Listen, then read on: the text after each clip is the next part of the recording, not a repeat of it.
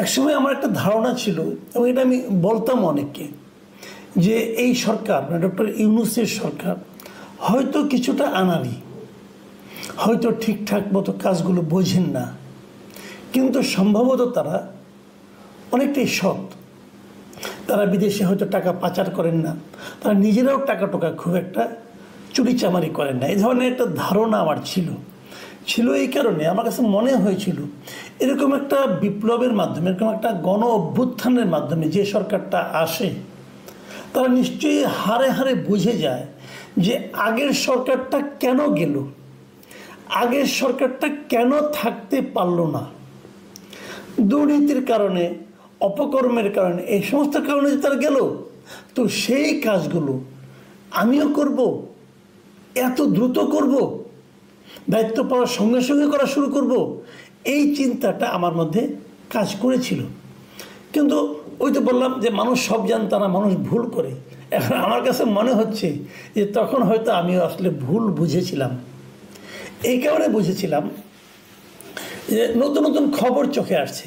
আমরা দেখেছি, মাত্র একদিন আগে দেখলাম যে দুজন উপদেষ্টার এপিএস মানে একান্ত ব্যক্তিগত সহকারী যারা আছেন দুজনকে সরিয়ে দেওয়া হয়েছে।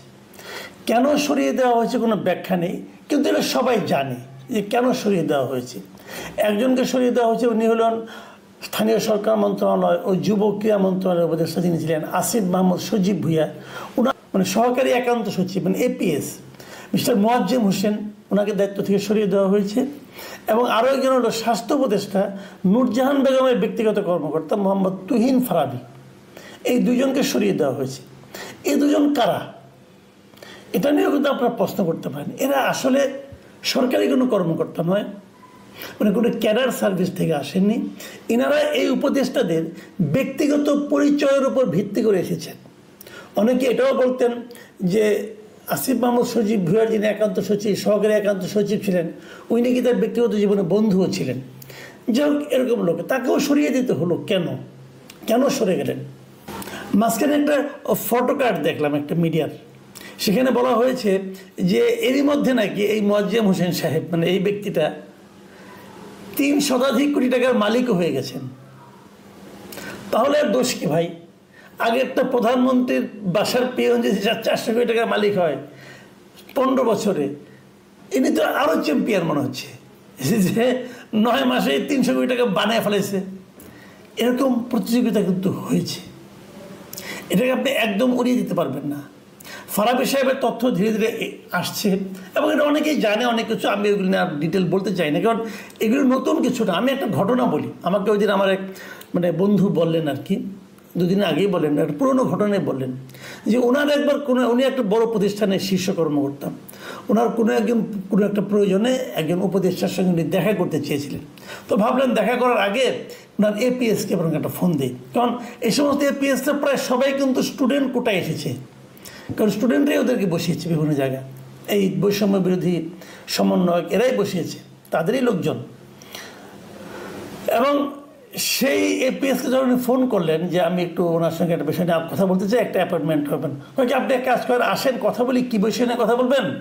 সন্ধ্যার পরে আমি গুলশানে একটা জায়গায় বসি, সেখানে আসেন। প্রশ্ন হচ্ছে কিন্তু এপিএস সাহেবকে সন্ধ্যার পরে গুলশানে একটা জায়গায় বসতে হয় কেন? গুলশানেই বা কেন? এটা কি রেট হাই করার জন্য, কাজটা জেনে নিয়ে কাজটা তদবির করার জন্য? হ্যাঁ, এটাই উত্তর। এবং এদের রেট ছিল খুব হাই। যারা এদের সঙ্গে বিভিন্ন সময় বসেছেন তারা জানিয়েছেন যে এদের রেট চিন্তাই করা যায় না। মানে আগেও তো অনেক এপিএস ছিল, আগে অনেক মন্ত্রী ছিল, তাদের কয়েক গুণ এদের রেট। কারণটা কি?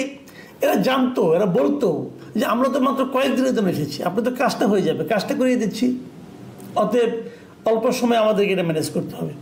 এবং এই টাকাটা কি এপিএস লেভেলই থাকতো? এই টাকাটা কি উপদেষ্টারা পান না? উপদেষ্টারা না পেলে ওনারা কি বোঝেন না কাজটা তো হয়ে যায়? কাজ না হলে মানুষ তাদের টাকা দেবে কেন? অনৈতিক কাজ হয়ে যায় টাকা বিনিময়ে। তো যে অনৈতিক কাজটা হয় সেটাকে উপদেষ্টারা বোঝেন না, নাকি ওনারাও শেয়ার পান? আমার ধারণা পান। আবার অনেক ক্ষেত্রে আমি এমনও শুনেছি যে কোনো কোনো উপদেষ্টা নাকি এপিএসের উপর ডিপেন্ড করেন না, ভাই ভাইগনাকে পাঠান সরাসরি যে ওনার সঙ্গে ডিল করেন। এরকম এক খবর একটা পেয়েছি, আপন ভাইকে পাঠিয়েছেন, এরকম খবরও পাচ্ছি। এগুলো কিসের ইঙ্গিত বহন করে? একটা অনির্বাচিত সরকার যখন নাকি জবাবদিহিতা না থাকে তখনই কিন্তু এ ধরনের ঘটনা ঘটতে থাকবে। এবার একটা প্রশ্ন আমি যদি করি, এই যে আপনার স্থানীয় সরকার মন্ত্রণালয়ের যিনি মন্ত্রী আছেন, তিনি ঢাকা উত্তরে একজন মেয়র নির্বাচিত করেন, মেয়রকে বসিয়েছেন, মেয়রের পদে আর কি, মেয়রের কাজ করার জন্য মোহাম্মদ এজাজকে বসিয়েছেন। আমি ওনার কোনো জবাবদিহিতা আছে? আমি যদি প্রশ্ন করি, ওনাকে যে আপনি বসালেন, কোন বিবেচনায় বসালেন? এই মোহাম্মদ এজাজ সাহেব কি কখনো কোনো সিটি কর্পোরেশন চালিয়েছেন? ওনার কোনো এক্সপিরিয়েন্স আছে? কখনো কোনো সরকারি দায়িত্ব পালন করেছেন? করেননি। তাহলে ওনাকে আপনি বসালেন কোন বিবেচনা? এই যদি প্রশ্ন করে আপনি কি জবাব দিবেন? দেবেন না। কেন দিবেন না? কারণ আপনার সরকারের কেউ জবাবদিহিতার মধ্যে নেই। আপনি যা ইচ্ছা তাই করতে পারেন। এই যা ইচ্ছা তাই করার ক্ষমতা সম্পন্ন একটা সরকারকে আমরা কতদিন বয়ে বেড়াবো? এবং তারা যা ইচ্ছা তাই করার মাধ্যমে কি করেন তার তো কিছু কিছু নমুনা পাচ্ছি। আমি কেবল এই সরকারের কথাই আমি বলবো কেন, এই ছাত্রদের যারা নাকি সরকারের পার্ট এখনো হন নাই, অথচ বাইরে আছেন, তারাও কি সরকারের উপর বিভিন্ন কর্মকাণ্ডের উপর নানাভাবে প্রভাব বিস্তার করছেন না? তারাও কি টুপাইস কামাচ্ছেন না? তা না হলে এই গাজী সালাউদ্দিন তানভীরকে কেন সরিয়ে দেওয়া হলো? গাজী সালাউদ্দিন তানভীর তো একদম এলেবেলে কোনো লোক না, নতুন দল, এই জাতীয় নাগরিক পার্টির উনি যুগ্ম সদস্য সচিব।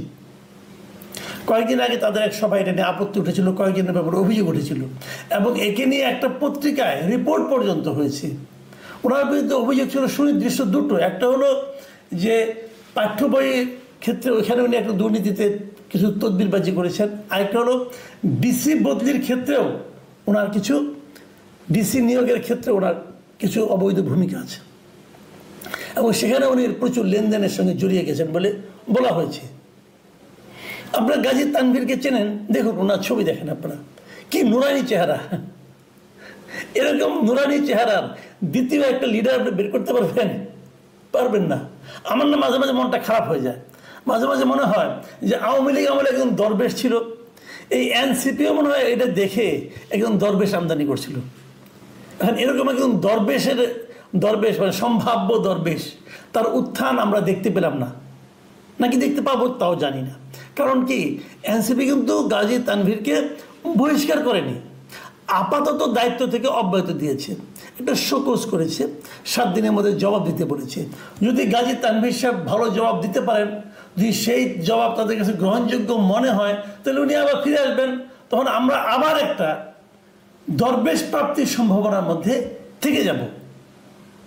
এই জাতি সেই প্রত্যাশা নিয়ে থাকবে, তাহলে আমরা বোধহয় একজন দরবেশ পেতে যাচ্ছি। হচ্ছেটা কি ভাবুন একবার। এই ছাত্ররা আন্দোলন করেছে, কোনো সন্দেহ নাই, আন্দোলনের সামনে তারা ছিল, এবং আন্দোলন যখন বিজয় হয়েছে, যখন শেখ হাসিনা পালিয়ে গেছে, তখন আন্দোলনের পুরো কৃতিত্ব তারা নিজেদের বলে দাবি করেছে, এবং এই দাবি করার মাধ্যমে তারা বিপুল ক্ষমতা অর্জন করেছে, এবং সমস্ত জায়গায় তারা ঢুকে পড়েছে, এবং ঢুকে যত তদবির সঙ্গে তারা জড়িয়ে পড়েছে। ঠিক হয়েছে কাজটা। দেখুন আরেকজনের কথা বলি, যাকে আমি ব্যক্তিগতভাবে পছন্দই করতাম এতদিন, মানে এনসিপির অনেক লিডারের সঙ্গে আমার পার্সোনালি পরিচয় আছে, এবং এদের ডিগনিটিকে, এদের ইন্টিগ্রিটিকে আমি খুব পছন্দই করি। ভালো কথা বলে পড়াশোনা করা, এবং আমি এদেরকে সবাইকে প্রাথমিকভাবে তো সবাইকে আমি সৎ মনে করতাম। আস্তে আস্তে কিছু কিছু কমতেছে। এখন আমি যার কথা বলছি সে হচ্ছে এই যে আব্দুল হান্নান মাসুদ, এই হাতিয়ায় বাড়ি, এই ভদ্রলোকে আমি পছন্দ করি, পার্সোনালি আমি পছন্দ করি। কিন্তু এখানে কি দেখলাম, ওনার সঙ্গে আমি একাধিক টক শোতে ছিলাম, মানে কিছু খুব আবেগপ্রবণ ছেলে প্রায় কান্নাকাটি করেন, এবং এ কী করেছে, এর নামে কি অভিযোগ উঠেছে যে সে নাকি একটা প্রায় 1 কোটি টাকা 1.5 কোটি টাকা দামের গাড়ি চালায়। তো এই গাড়ি উনি কোথায় পেলেন? উনি কিন্তু আগে বলেছেন, সরাসরি টেলিভিশনে বলেছেন যে উনি হলো ওনাদের গ্রামের, ওনাদের এলাকার সবচেয়ে দরিদ্র পরিবার। ওনাদেরটা একটা ঘর আছে, সেই ঘরটা নাকি পড়ে যায় অবস্থা। সেরকম ঘরের একটা ছেলে এখন 1.5 কোটি টাকা দামের গাড়ি চালায়, এবং ওনাকে জিজ্ঞাসা করলে উনি কি বলছেন, গাড়ি তো লুকিয়ে রাখা যায় না ভাই। ওনাকে জিজ্ঞাসা করার উনি কী বলেছেন যে জামাতপন্থী একজন ব্যবসায়ী যিনি বিদেশে থাকেন, প্রবাসে থাকেন, তিনি না গিয়ে গাড়িটা ওনাকে চালাতে দিয়েছেন। আমার দুটো প্রশ্ন জনাব মাসুদ, আপনাকে আমার দুটো প্রশ্ন। প্রথম প্রশ্ন হলো যে এই গাড়িটা উনি আপনাকে কেন দিলেন? আগে দিলেন না কেন? কখনো আপনি ওনার আত্মীয় হন, আগে কেন দিলেন না? আপনি ওনাকে ভালোবাসেন, তা আগে কেন ভালোবাসলেন না? এখন ক্ষমতাবান বলে ভালোবাসেন। উনি আবার জামাতপন্থী, তার মানে কি আপনিও তার জামাতপন্থী? জামাতের একজন লোক জামাতপন্থী নয় এমন একজন লোককে গাড়ি দেবে কেন? উনিদেরকে রাজনীতি করেন, তাহলে আপনি কি জামাতের পারপাস সার্ভ করবেন এখানে? হতে পারে, আমার কোনো আপত্তি নাই, জামাত তো একটা পলিটিক্যাল পার্টি, আমার কোনো বক্তব্য নেই এতে। সেটা বলেন, তাহলে আপনি জামাতে জয়েন করেন, সমস্যাটা কি? আচ্ছা, এটুকু না হয় গেল। তারপরে কথা আপনাদের মনে আছে নিশ্চয়ই যে বিগত সরকারের আমলে ওবায়দুল কাদের সাহেব, ওনার দামি দামি ঘড়ি নিয়ে নানা ধরনের কিন্তু কথাবার্তা হতো। 10 লাখ, 20 লাখ, 30 লাখ টাকা দামে ঘড়ি উনি পড়তেন। উনি কি বলতেন? ওনাকে নিয়ে কেউ গিফট করেছে। কেন গিফট করে ভাই? গিফট এই কারণে, পৃথিবীর কোনো ব্যবসায়ী বিনা কারণে কিছু কাউকে দেয় না। তাদের সব উপহারই হলো এক ধরনের ইনভেস্টমেন্ট।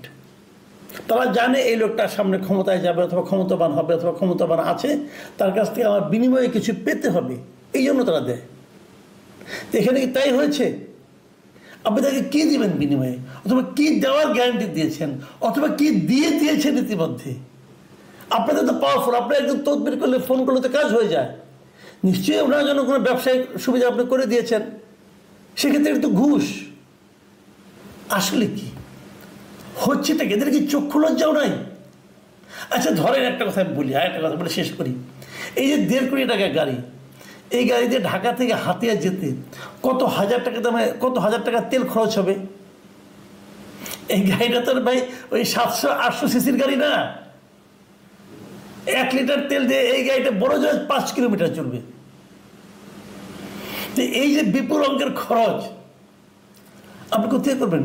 আপনি কি চাকরি করেন? আপনি ইনকামটা কি? হান্নান মাসুদের ইনকামটা কি ভাই বলেন না? ইনকামটা কি আপনার? তো এই প্রশ্নগুলো কিন্তু উঠছে, এবং উঠছে বলেই অত্যন্ত দ্রুত বেগে এই এনসিপির জনপ্রিয়তা শূন্যের দিকে ধাবিত হচ্ছে। বিষয়টা মাথায় রাখুন। সামনে আরো অনেক দিন আপনাদের কিন্তু পথ চলতে হবে।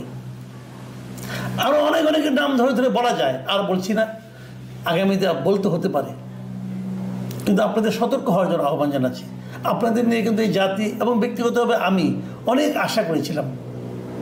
যা দেখছি এতে হতাশাই বাড়ছে। অনেকে আমাকে বলেন আমি কেন এনসিপি পিছনে লেগে আছি। ভাই, আমি কারোর পিছনে লেগে নেই। যা দেখছি, যা ঘটছে, যা আপনারাও দেখছেন, সেই প্রশ্নগুলি কেবল করছি।